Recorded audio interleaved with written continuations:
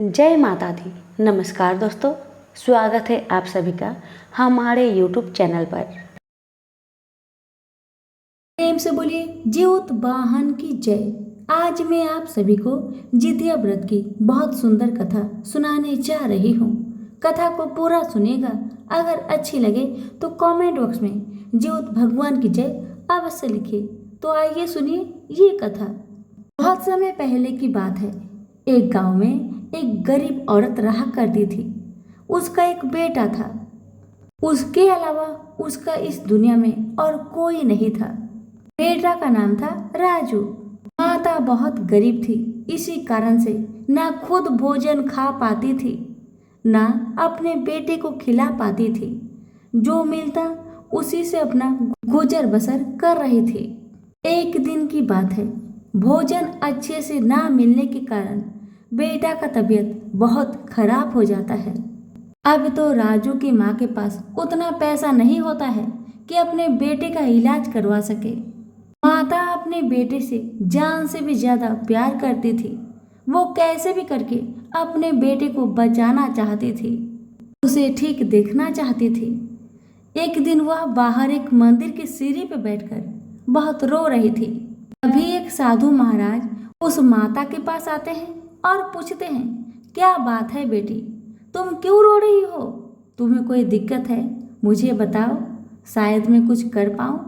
माता ने साधु महाराज के चरण पकड़कर जोर जोर से रोने लगी और कहने लगी, हे बाबा, मेरा इस दुनिया में कोई नहीं है, मेरा बेटा के सिवा। लेकिन मैं बहुत गरीब हूँ, ना खुद भोजन खा पाती हूँ, ना बच्चे को खिला पाती हूँ। भोजन ठीक से ना मिलने के कारण मेरा बेटा बिस्तर पर पड़ गया है। उसका प्राण कभी भी निकल सकते हैं। अगर उसे कुछ हो गया बाबा, तो मैं भी अपना प्राण त्याग दूंगी बाबा। बस यही सब सोच सोच कर मैं रो रही थी।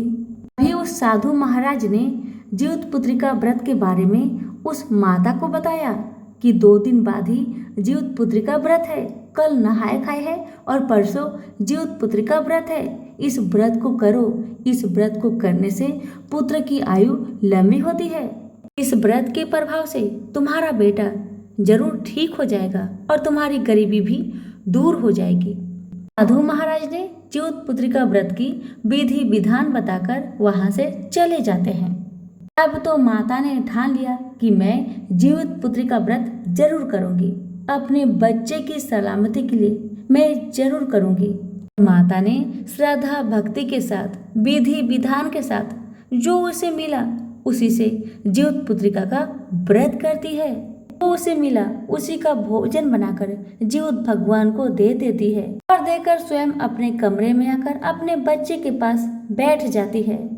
जीवित भगवान से प्रार्थना करते रहती है कि हे जीवित भगवान, मेरे बच्चे की रक्षा कीजिए, मेरे बच्चे को बचा लीजिए।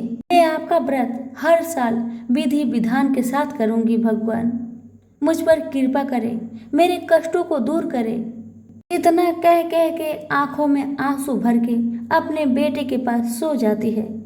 उसी समय जीवित भगवान आते हैं। जो माता ने भोजन दिया उस भोजन को खाकर जीवित भगवान उस बच्चे के पास आते हैं अदृश्य होकर और बच्चे के सर में हाथ रख के वहां से चले जाते हैं। जैसे ही सुबह होता है, माँ का तो नींद लग गया था। बेटा उठकर अपनी माँ को जगाता है और कहने लगा, माँ, मेरा तबीयत अचानक ठीक हो गया माँ। आपके व्रत के प्रभाव से मैं ठीक हो गया माँ।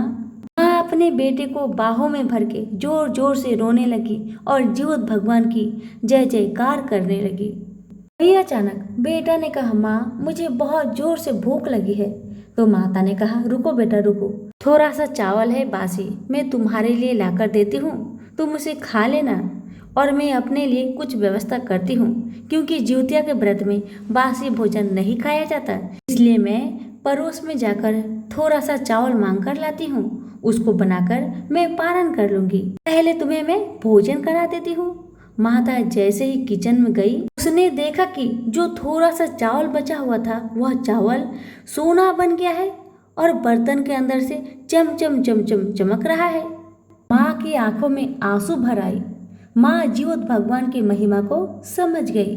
माँ ने उस सोने में से थोड़ा सा सोना बाजार में बेचकर उससे दाल चावल खरीद कर लाई और उसे अच्छे से पकाई और स्नान करके अपने बेटे को भोजन कराई और स्वयं गरम गरम भोजन करके पारण करती है और आस पड़ोस में जाकर सभी को जीवित पुत्री का व्रत के बारे में बतलाती है कि तुम सभी भी जीवित पुत्री का व्रत करो, इससे तुम्हारे बच्चे के ऊपर आए हुए संकट को भी जीवित भगवान हरण कर लेते हैं। इसलिए तुम लोग भी जीवित पुत्रिका का व्रत करो।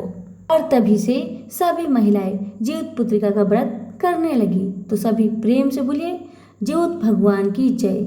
हे जीवित भगवान, जैसे आपने गरीब माता के बच्चे के प्राण को बचाए वैसे सभी के बच्चे की रक्षा करना। तो प्रेम से बोलिए जीवित भगवान की जय। कथा अच्छी लगे तो दूसरों को शेयर करना ना भूलें। धन्यवाद।